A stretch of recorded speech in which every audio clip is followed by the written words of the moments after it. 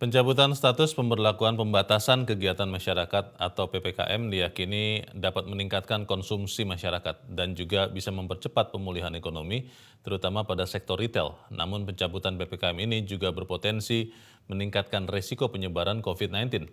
Di sisi lain, daya beli masyarakat juga belum sepenuhnya pulih dari pandemi. Bagaimana agar pencabutan status PPKM ini tidak menjadi bumerang bagi perekonomian nasional? Kami akan membahasnya bersama dengan Ketua Umum Asosiasi Pengelola Pusat Belanja Indonesia (APPBI), Alfonsus Wijaya. Pak Alfons, selamat pagi.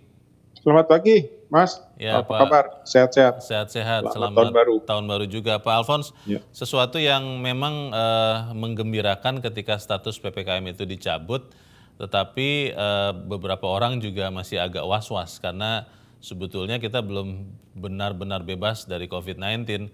Kalau Anda lihat dengan pencabutan status PPKM ini, seperti apa Pak proyeksi kunjungan masyarakat ke pusat-pusat perbelanjaan di tahun ini? Iya, pertama memang kami Pusat Perbelanjaan Indonesia menyambut baik dengan dihentikannya PPKM ini. Jadi saya kira ini satu langkah yang positif untuk mendorong pemulihan kondisi usaha. Terutama karena pemerintah sendiri kan sudah menyampaikan bahwa tahun 2023 ini adalah tahun yang optimis tapi namun harus hati-hati. Jadi saya kira banyak tantangan di tahun ini, tahun 2023 ini. Jadi saya kira dengan dihentikannya PPKM tentunya ini akan bisa sedikit mendorong gitu ya. Saya kira bukan hanya sedikit tapi cukup untuk mengantisipasi tantangan-tantangan yang akan terjadi di tahun 2023 ini seperti yang sudah kita prediksi bersama. Yeah. Kemudian juga yang perlu menjadi catatan juga bahwa selama ini memang sebelum dihentikan PPKM seluruh wilayah Indonesia sudah berada di level 1 PPKM.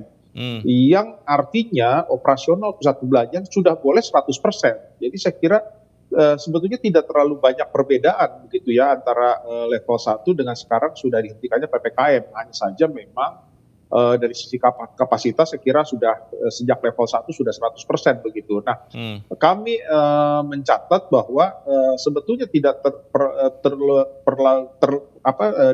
terlalu dikhawatirkan karena kenapa? Karena masuk pusat perbelanjaan sebelumnya itu kan harus sudah vaksin begitu ya, sudah vaksinasi. Dan kita sendiri tahu bahwa tingkat vaksinasi di Indonesia kan sudah sangat tinggi, bahkan di beberapa kota sudah lebih dari 100%. Jadi perbedaannya hanya kurang lebih hanya begitu saja gitu. Di level 1 ada ketentuan harus vaksinasi begitu ya, kemudian juga harus booster. Kemudian juga kalau kita perhatikan juga selama ini sudah hampir 3 tahun masyarakat sudah terbiasa dengan menggunakan masker, dengan cuci tangan. Jadi masyarakat sudah tanpa perlu ada aturan. Saya kira sekarang ini sudah menjadi satu kebiasaan kehidupan hidup sehat begitu bagi masyarakat yang sudah kita lihat otomatis sering mencuci tangan baik itu dengan sabun ataupun dengan hand sanitizer. Kemudian juga masker begitu ya. Jadi saya kira selama pemberlakuan level 1 ini sudah terbiasa begitu. Jadi saya kira tidak perlu terlalu dikhawatirkan dengan kondisi dengan dihentikannya PPKM ini karena memang tidak terlalu banyak signifikan ketentuannya begitu. Pak Alfons, kalau Anda melihat teman-teman pengusaha pusat belanja melihat bahwa pencabutan PPKM ini itu akan meningkatkan konsumsi masyarakat itu berapa persen kira-kira, Pak? Ya, jadi kita sudah tutup tahun 2022, tingkat kunjungan itu sudah mencapai rata-rata secara nasional itu 90%. Sudah sesuai dengan prediksi memang 90%. Kemudian tingkat okupansi juga sudah naik di tahun 2022 menambah 10% sehingga menjadi sekitar 80%, dari sebelumnya 70% begitu. Sebelum pandemi itu 90%, tapi selama pandemi drop 20% menjadi rata-rata 70%. Nah, di 2022 naik 10% menjadi 80%. Di 2023 kami menargetkan tingkat kunjungan ke pusat perbelanjaan sudah bisa mencapai 100%, bahkan bisa lebih dari sebelum pandemi. Kemudian tingkat okupansi pun akan kembali menjadi 90%, yaitu seperti sebelum pandemi begitu ya. Jadi saya rasa ini yang akan terjadi di 2023. Nah, dengan dihentikannya PPKM ini akan mempercepat akan mempercepat pencapaian tadi tingkat kunjungan 100% dan juga tingkat okupansi 90%. Ini akan mempercepat. Oke. Namun memang yang perlu diperhatikan memang tentunya kan kita tetap harus hati-hati. Tetapi saya kira tadi masyarakat Indonesia sudah terbiasa sekarang hidup sehat selama 3 tahun ini, begitu ya. Ini kan sudah hampir 3 tahun begitu. Iya, betul.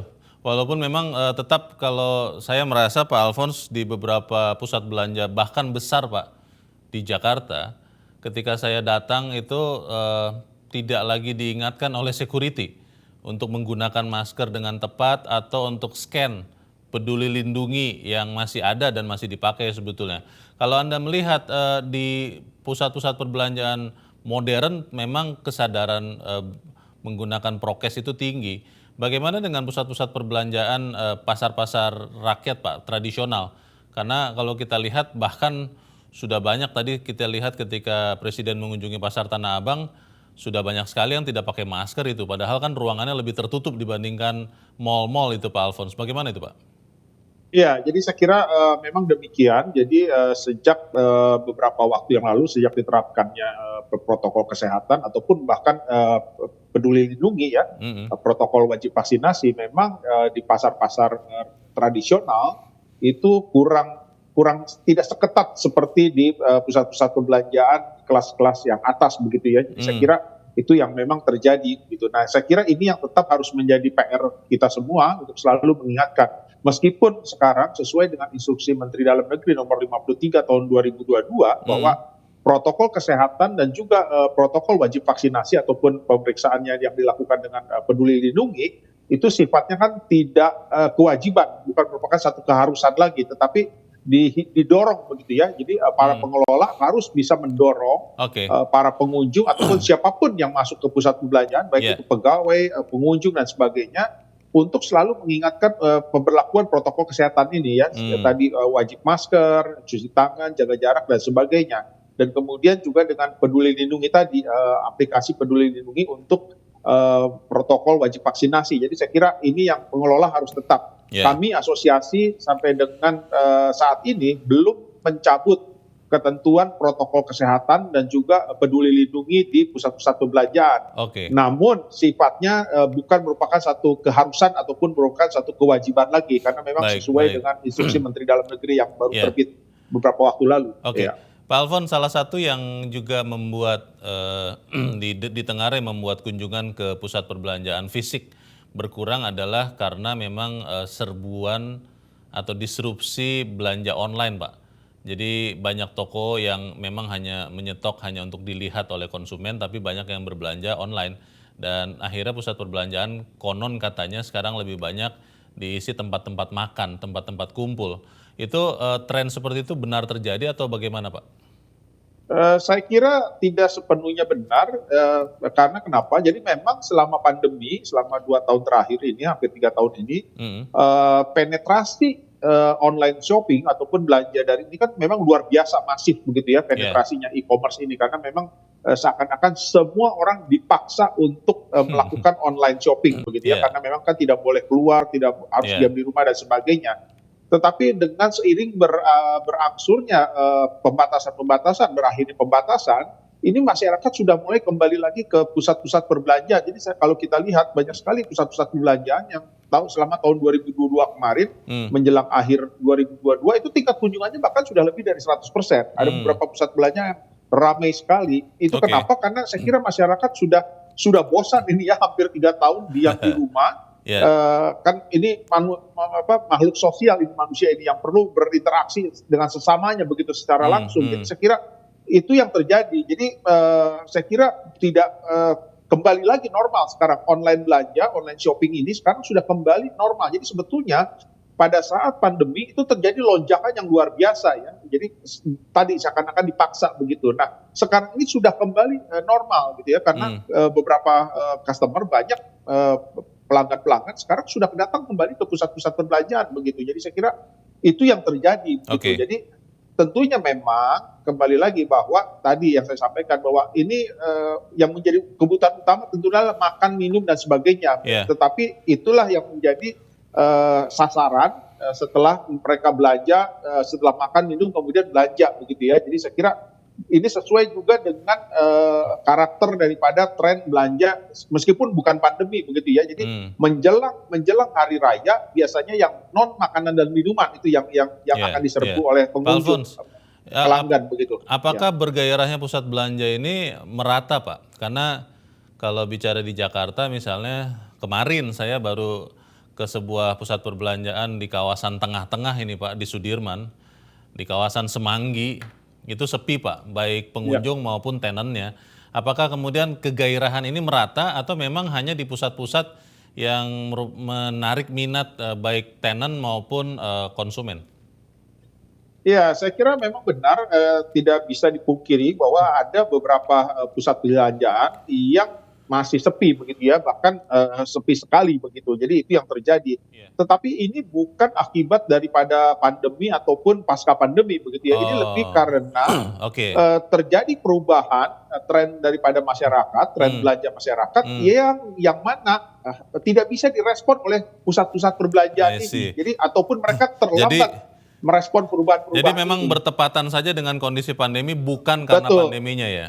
Ya, pandemi itu hanya sebagai trigger begitu ya, menjadi sebagai trigger. Tetapi yang terjadi adalah perubahan tren belanja begitu, perubahan daripada masyarakat. Nah ini yang mereka terlambat merespon begitu ya, atau bahkan mungkin tidak memiliki kemampuan untuk merespon ini, sehingga akhirnya pusat perbelanjaannya ditinggalkan oleh pelanggannya. Pelanggan-pelanggan ini memilih pusat-pusat perbelanjaan yang bisa menyediakan berbagai macam fasilitas untuk tadi berinteraksi secara sosial tadi begitu, saya kira itu Pak yang Alphonse, terjadi ya. Dengan menjelang berakhirnya pandemi COVID, kita harapkan itu ya terjadi. Bagaimana pusat perbelanjaan hidup berdampingan dalam tanda petik dengan cara belanja daring atau online dan juga berdampingan dengan COVID yang memang tidak akan pernah hilang, tapi kita harus hidup dengan hati-hati bersama COVID ini, Pak. Ya, saya kira ada dua hal. Yang pertama tentunya dari sisi kesehatannya tadi. Kalau dari sisi kesehatan, saya kira pusat perbelanjaan yang cukup siap begitu ya. Bahkan sebelum dihentikan PPKM, saya kira pusat perbelanjaan adalah satu-satunya fasilitas publik, fasilitas masyarakat yang masih konsisten menerapkan protokol kesehatan dan protokol wajib vaksinasi. Dibandingkan dengan fasilitas masyarakat yang lain, seperti transportasi dan sebagainya kan sudah bebas sama sekali. Tetapi pusat perbelanjaan sampai dengan saat ini masih tetap memberlakukan hal tersebut. Saya kira itu satu. Kedua, online ini bukan sebagai ancaman. Jadi pusat perbelanjaan, pengelola harus melihat online ini bukan sebagai ancaman, tetapi ini adalah sebagai salah satu channel untuk berjualan gitu ya. Salah satu channel jika masyarakat membutuhkan situasinya, kondisinya memerlukan untuk online, sehingga ya silakan saja masyarakat customer melakukan online. Tetapi kembali lagi, pusat perbelanjaannya sendiri itu kan sebetulnya DNA-nya itu adalah offline begitu. Jadi pusat perbelanjaan harus bisa memposisikan diri sebagai offline gitu, memberikan berbagai macam fasilitas tadi ya, terutama untuk fasilitas-fasilitas berinteraksi. Jadi masyarakat kalau mau berinteraksi dengan sesamanya itu kan di mana yang bukan online itu kan ya di pusat perbelanjaan kan gitu. Tidak mungkin masyarakat berinteraksi misalkan di stasiun, di rumah sakit. Saya kira tidak demikian begitu ya. Salah satunya adalah di pusat perbelanjaan. Jadi saya kira online bukan ancaman, saya kira bagi pusat perbelanjaan. Online itu hanya sebagai salah satu pilihan channel bagi masyarakat untuk berbelanja begitu ya. Tetapi yang penting adalah pusat perbelanjaannya sendiri bagaimana bisa memberikan berbagai macam fasilitas-fasilitas yang fungsinya tadi offline tadi.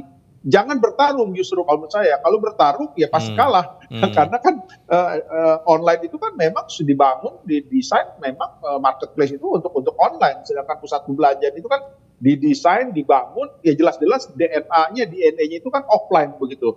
Jadi saya kira justru fungsi offline-nya itu yang harus diperkuat begitu ya. Fungsi offline ini bisa diperkuat dengan dua cara, yaitu dengan konsep daripada gedungnya dan juga dengan tenancy mix begitu ya. Tenancy mix di pusat perbelanjaan yang bisa membangkitkan experience, membangkitkan journey, di mana itu tidak bisa disiapkan atau tidak bisa diberikan oleh online begitu. Iya, jadi experience ini yang harus bisa diberikan oleh pusat belanja begitu. Jadi kalau kita lihat beberapa pusat belanja yang sepi itu mereka tidak bisa memberikan fasilitas experience tadi, journey tadi, tidak ada. Sehingga ditinggalkan oleh para pengunjungnya begitu.